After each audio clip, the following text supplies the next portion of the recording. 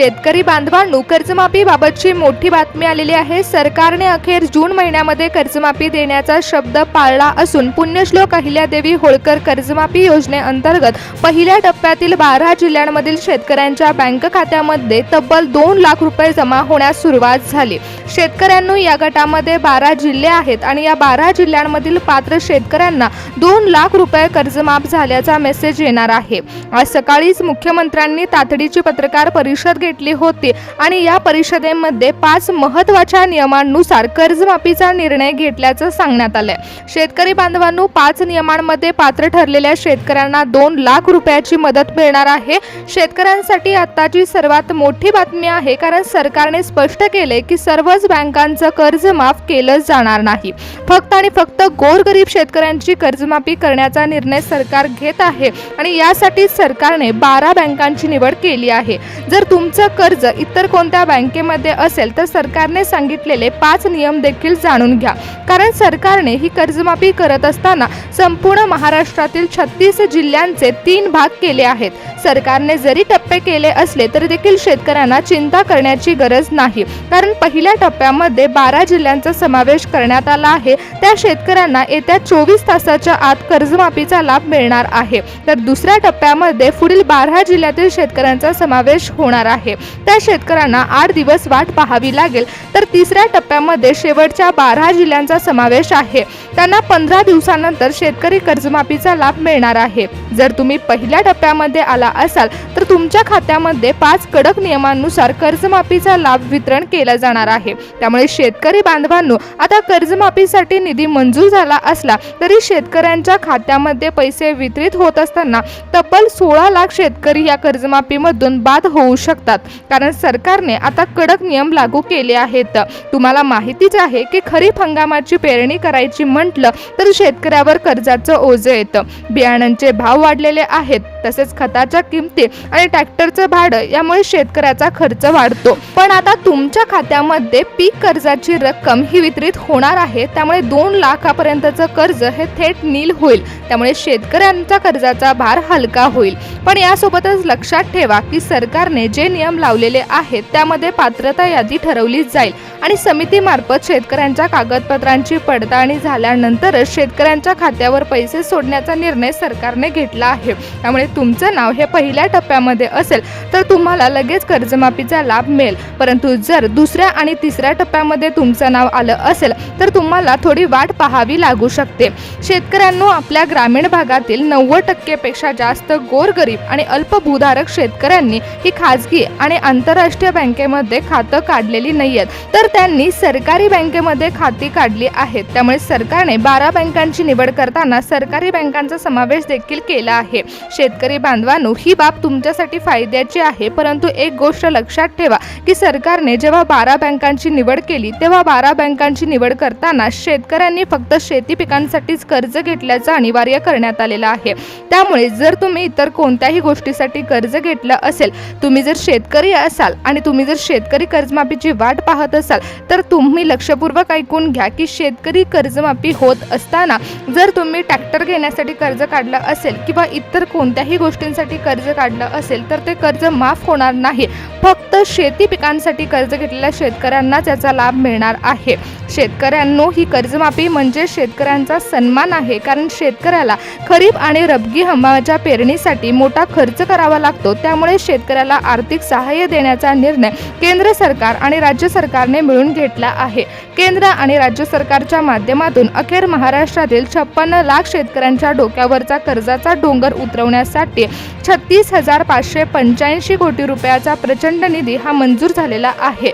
माझ्या महाराष्ट्रातील तमाम शेतकरी हा जगाचा पोशिंदा आहे। माझा बळीराजा वर्षामध्ये अनेक संकटाला सामोरं जातो। निसर्गामध्ये अवकाळी पावसामध्ये संकटाला सामोरं जावं लागतं, त्यामुळे त्याचा मोठ्या प्रमाणात खर्च होतो। त्याचबरोबर बँकेच्या कर्जाचं डोंगर त्याच्यावरती असतो। हाच विचार करून सरकारने शेतकऱ्यांसाठी निर्णय घेतला आहे। दिल्लीमधून देखील ऐतिहासिक घोषणा झाली आहे। स्वतः नरेंद्र मोदी साहेबांनी महाराष्ट्रातील शेतकऱ्यांच्या कर्जमाफीवरती अधिकृत शिक्कामोर्तब केला। 36,585 कोटी रुपये निधी सरकारने मंजूर केला असून पुण्यश्लोक अहिल्यादेवी होळकर शेतकरी कर्जमाफी योजनेअंतर्गत तब्बल 56 लाख शेतकऱ्यांचं 2 लाख रुपयापर्यंतचं कर्ज हे माफ केलं जाणार आहे।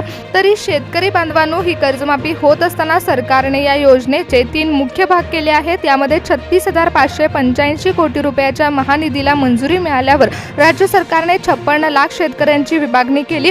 मग यामध्ये पूर्ण कर्जमाफी होणार आहे ती पहिल्या टप्प्यामध्ये। ज्या शेतकऱ्यांचं कर्ज 2 लाखापेक्षा कमी आहे त्यांचं पूर्ण कर्ज माफ होऊन ते शेतकरी तात्काळ कर्जातून मुक्त होणार आहेत। तर दुसरा टप्पा जो वन टाइम सेटलमेंटचा आहे, म्हणजे ज्या शेतकऱ्यांचं कर्ज 2 लाखाच्या वर आहे त्यांना वरची रक्कम भरण्यासाठी 31 मार्च 2027 पर्यंत मुदत दिली जाईल। ती रक्कम भरताच भारत सरकार त्यांचं 2 लाख रुपयापर्यंतचं कर्ज माफ करेल। त्याबरोबरच तिसऱ्या टप्प्यामध्ये प्रोत्साहनपर मदत शेतकऱ्यांना मिळणार आहे। शेतकरी मित्रांनो, 70 ते 75 हजार रुपयापर्यंतची रक्कम मिळू शकते। 50,000 रुपये तर मिळणारच आहेत। ज्या शेतकऱ्यांनी प्रामाणिक कर्ज भरलेला आहे, उपाशी राहून बँकेत हप्ते भरले आहेत, त्यांच्यावर आता अन्याय होता कामा नये म्हणून गेल्या 3 वर्षांमध्ये ज्यांनी वेळेत कर्ज फेडलेलं आहे अशा शेतकऱ्यांना 50,000 रुपयाचं थेट प्रोत्साहनपर अनुदान दिलं जाणार आहे। तर काही शेतकऱ्यांना 70,000 रुपयापर्यंतची रक्कम देखील मिळू शकते।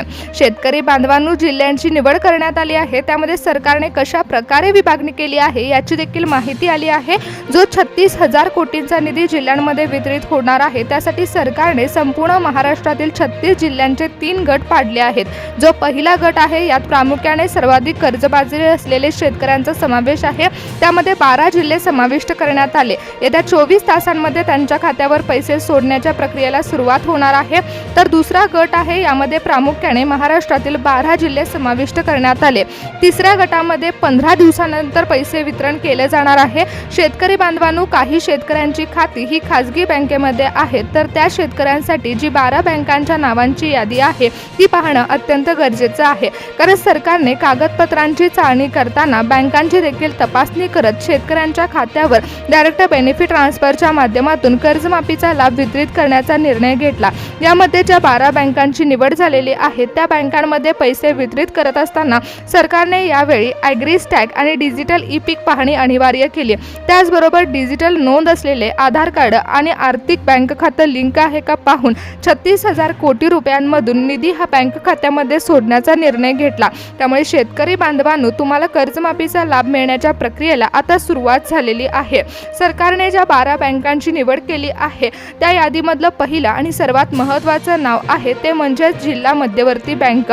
ही जिल्ह्याची जी बँक आहे तिथे थेट ग्रामीण भागातील विविध कार्यकारी सहकारी सोसायटीची जोडली जाते आणि अशा जिल्हा मध्यवर्ती बँकेमध्ये शेतकऱ्यांनी शेती पिकासाठी कर्ज घेतलं होतं, त्यामुळे त्या शेतकऱ्यांचं कर्ज माफ होईल। स्टेट बँक ऑफ इंडिया ही राज्यातील सर्वात मोठी बँक आहे। ग्रामीण भागात सर्वाधिक शाखा या SBIच्या आहेत। ज्या शेतकऱ्यांनी या राष्ट्रीयकृत बँकेमधून कर्ज काढलं होतं त्या शेतकऱ्यांचं कर्ज माफ होणार आहे। अशा शेतकऱ्यांना केंद्राच्या निर्देशानुसार लाभ मिळणार आहे। बँक ऑफ महाराष्ट्र ही आपल्या राज्याची हक्काची बँक मानली जाते। महाराष्ट्राच्या कानाकोपऱ्यामध्ये अगदी दुर्गम भागात या बँकेने शेतकऱ्यांना नेहमीच रब्बी हंगामासाठी तसेच खरीप हंगामासाठी पीक कर्ज वाटप केलं होतं। त्यामुळे अत्यंत जुनं भावनिक नातं शेतकऱ्यांचं या बँकेशी जोडलं आहे। त्यामुळे या बँकेचा देखील समावेश सरकारने केला। बँक ऑफ इंडिया या विदर्भ आणि मराठवाड्यातील अनेक ग्रामीण भागामध्ये विस्तारलेल्या बँका आहेत। त्यामुळे विशेषतः कापूस आणि सोयाबीन उत्पादक शेतकऱ्यांना मोठ्या प्रमाणावर कर्ज देणारी ही बँक आहे।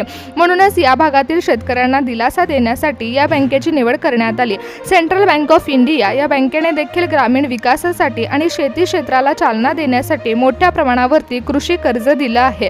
मध्यम आणि लहान शेतकऱ्यांनी मोठी खाती या बँकेमध्ये काढली आहेत। बँक ऑफ बडोदा या ग्रामीण भागातील जुन्या कर्जदार देणाऱ्या बँकेला देखील सरकारने 36,500 कोटीच्या निधीमधून मोठी रक्कम वितरित केली आहे। कॅनडा बँकेने दक्षिण भारतातील वर्चस्व स्थापन केलं आहे। तसेच पश्चिम महाराष्ट्रातील अनेक शेतकऱ्यांनी देखील फळबागा लावण्यासाठी या बँकेकडून मोठ्या प्रमाणात कर्ज घेतलं होतं, त्यामुळे या बँकेचा देखील समावेश करण्यात आला। युनियन बँक ऑफ इंडिया ग्रामीण भागात शेतीपूरक व्यवसायासाठी पीक कर्ज वाटप करण्यामध्ये आघाडीवर असणारी बँक आहे। खऱ्या कष्टकरी शेतकऱ्यांची नोंद या बँकेच्या सिस्टीममध्ये असल्याने सरकारने या बँकेचं नाव समाविष्ट केलं। IDBI बँक ही बँक जरी औद्योगिक विकासासाठी ओळखली जात असली तरी तिच्या ग्रामीण शाखांमधून शेतकऱ्यांना मोठ्या प्रमाणामध्ये पीक कर्जासाठी मदत मिळते। HDFC बँक, ICICI बँक आणि कोटक महिंद्रा बँक या तिन्ही बँका खाजगी आहेत। शेतकऱ्यांनी या खाजगी बँकांमधून शेती पिकांसाठी कर्ज घेतलं होतं, त्यांच्यासाठी सरकारने आता निधी या बँकांकडे वितरित केला। एकूण कर्ज माफ करण्याचा निर्णय सरकार घेत आहे। 2 लाख रुपये कर्ज माफ होत आहे आणि सरकारने यावेळी थेट डीबीटी ट्रान्सफरच्या लाभामध्ये या बँकांचा समावेश केल्यामुळे ग्रीन सिग्नलद्वारे पैसे ट्रान्सफरचं काम मोठ्या प्रमाणात सुरू झालं.